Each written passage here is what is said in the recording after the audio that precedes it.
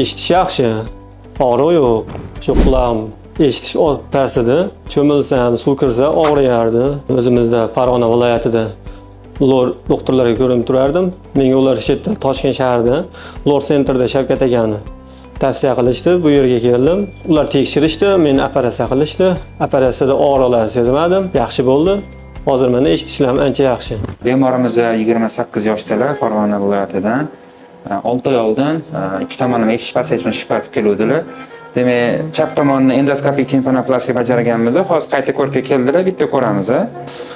Demak, mana pardani holati, qon tomiri o'sgan, ideal holatda. O'rtasida katta defekti bor edi ba'mutda. Defekt yopilgan, qon tomiri o'sib, o'zinikidek aslidek bo'lib turibdi. Juda ham zo'r, alhamdulillah. Eshitish yaxshilangan, ha? Eshitishlar ancha o'zgargan. O'zgardi. Yaxshi, alhamdulillah. Endi bu yoqqa bemalol bu quloqqa suv kirsa, qulog'ingiz oqmaydi, hech qanaqa shamollab qolmaydi, chunki parda butun tiklangan. Endi o'ng quloqni operatsiya qildirsangiz, xudo xolasa bemalol basseynga kalla otsangiz bo'ladi ekan.